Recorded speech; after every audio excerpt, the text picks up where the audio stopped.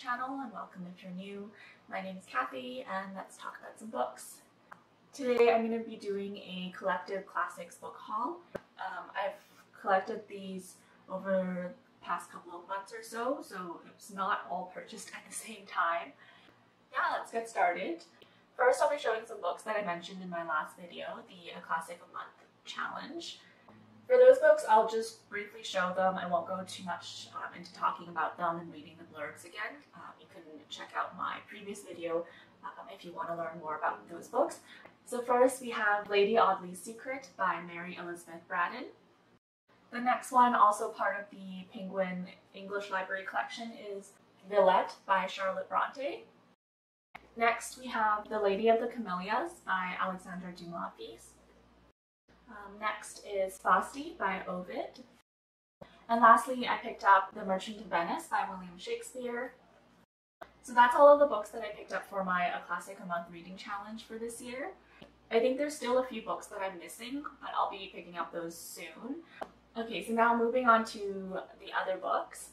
I picked up Tender as the Night by F. Scott Fitzgerald. Set on the French Riviera in the roaring 1920s, Tender as the Night shows the broken reality beneath the surface of a seemingly perfect marriage.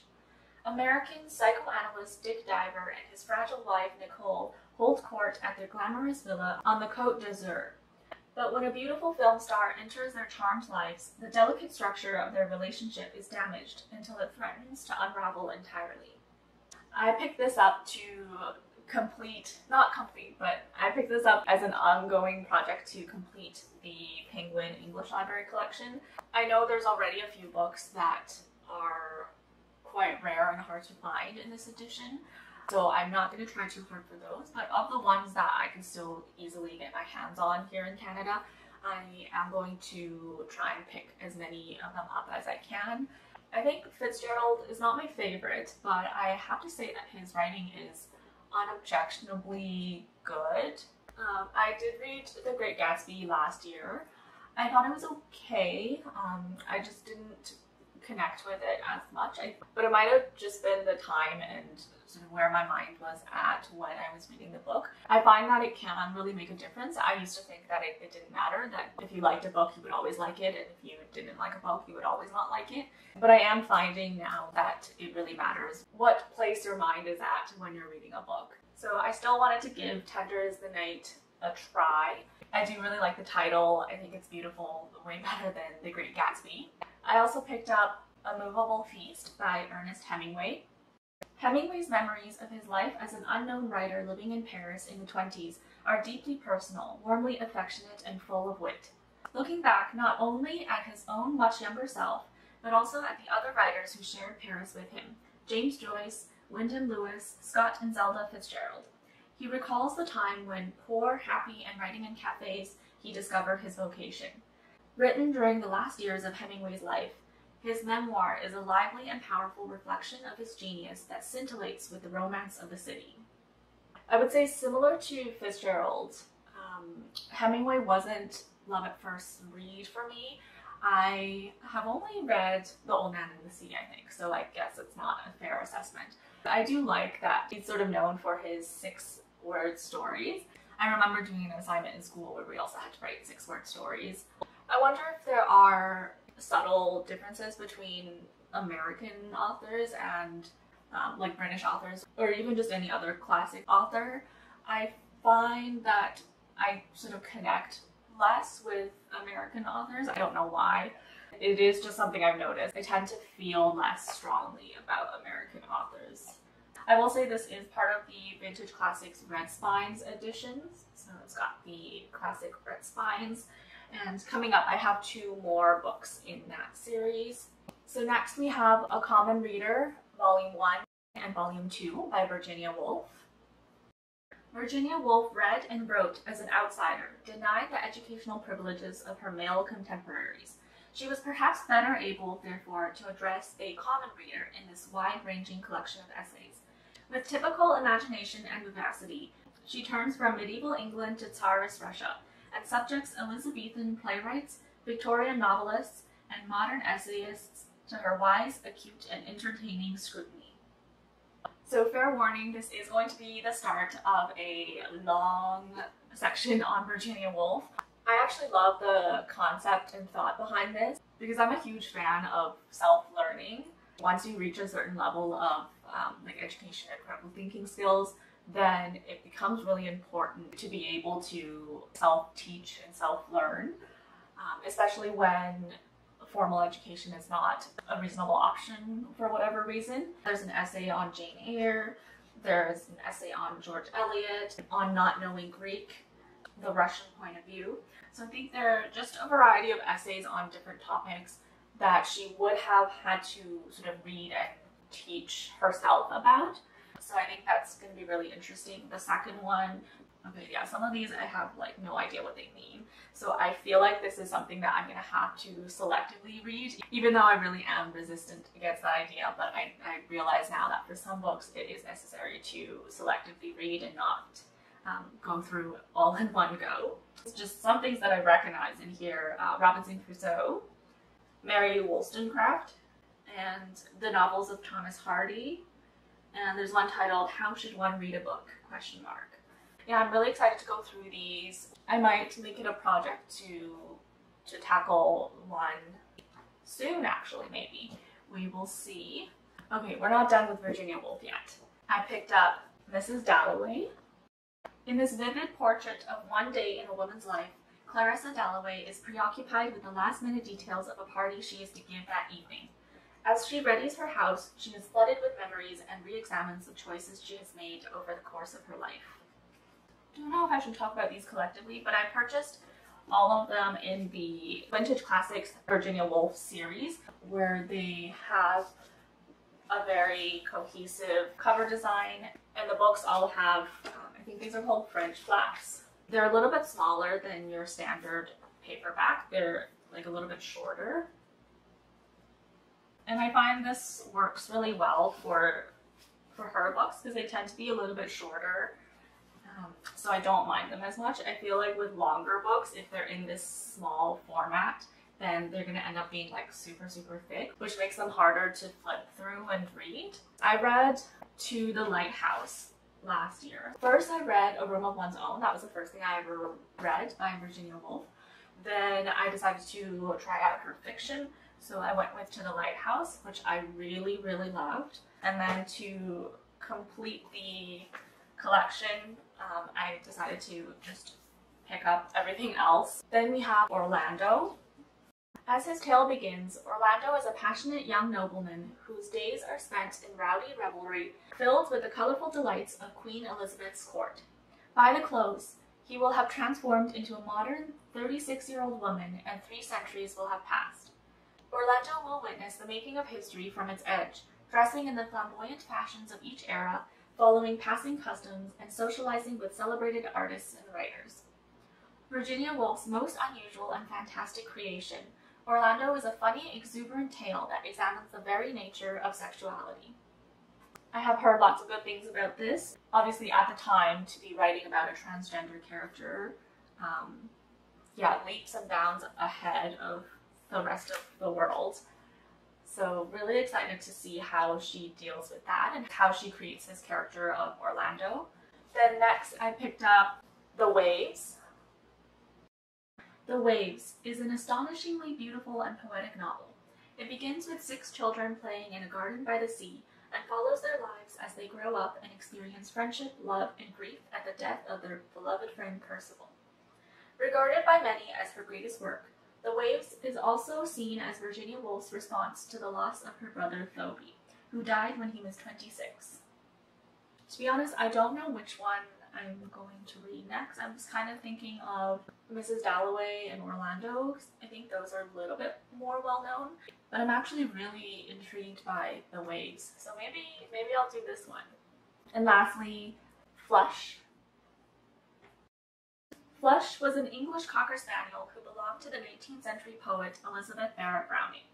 Virginia Woolf learned of him from the love letters Elizabeth wrote to her future husband, fellow poet Robert Browning, and found, "The figure of their dog made me laugh so, I couldn't resist making him a life." In the resulting biography, we see Flush as loyal confidant to Elizabeth on her sickbed at Wimpole Street, and from his jealous perspective, we witness her courtship by Browning, their elopement, and new life in Italy.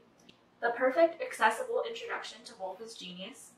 A unique blend of fact and fiction, Flush is perhaps best read in the company of a canine companion.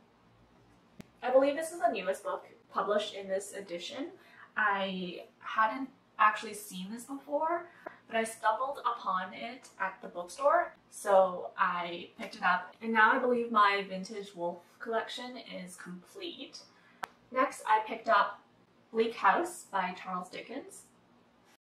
One of Charles Dickens's most critically admired novels, this story of a monumental and life-consuming court case features one of his most vast and varied casts of colorful characters.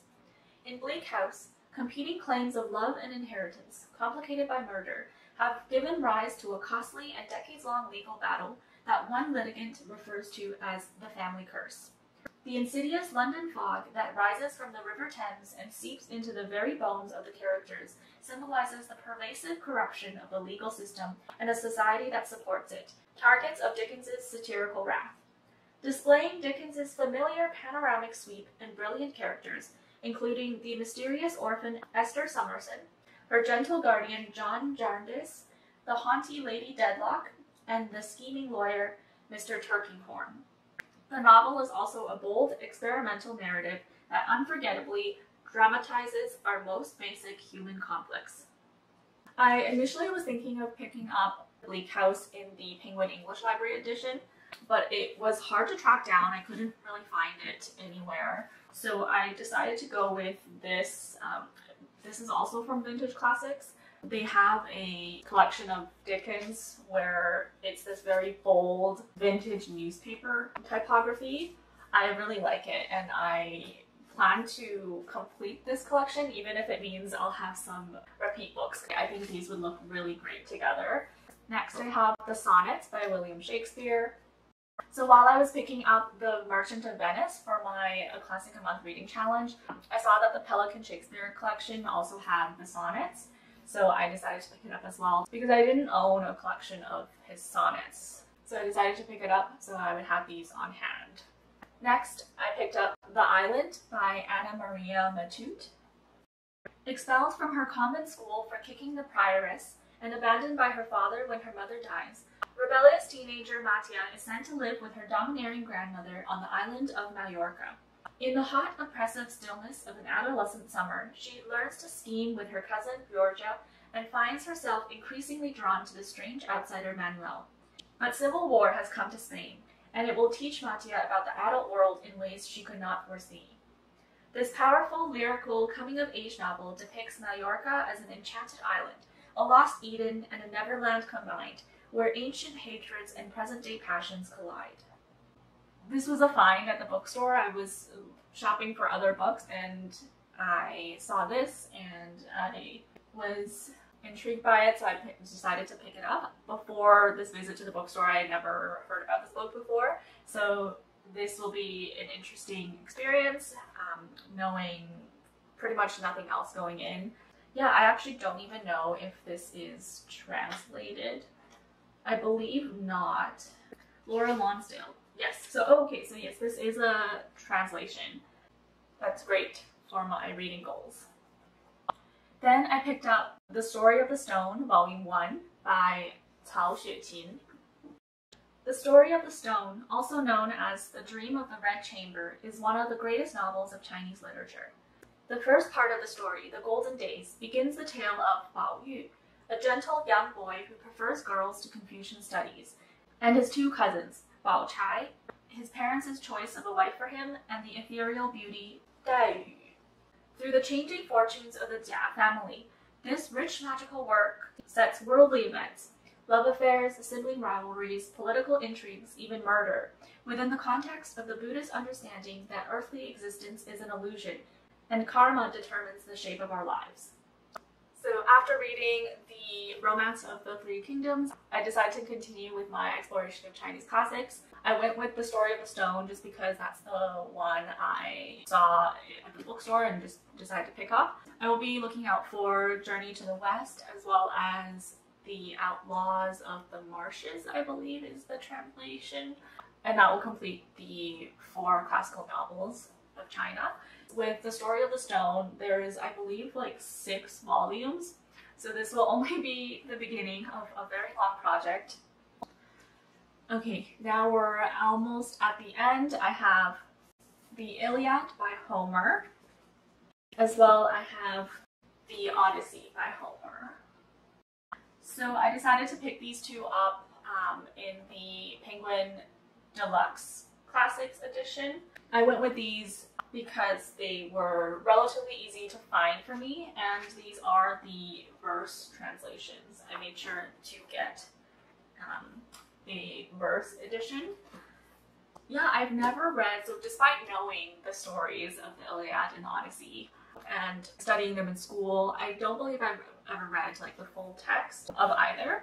So I decided to pick these up just as a project for myself to eventually read these. Yeah, I don't know, there's not much else to say about the Iliad and the Odyssey. I mean, they're so well known and they're such classic works. Obviously, they're classics. Really excited to revisit some of the Greek myths that I learned about in school like ages ago. I feel like I may have forgotten some of them. So this will be a really good reintroduction and maybe learn a little bit more about the various Greek gods and goddesses and heroes and characters. I don't have a definite plan of when I'll read them, just because they're so big. Especially with the Iliad being the first one, I would like to read this one first, and this is the bigger of the 2. We'll see. So that concludes my book haul. That's all of the books I picked up in the past few months or so. I have quite a lot of books to read. That's everything for this video. Thanks again for watching, and I'll see you in the next one. Bye.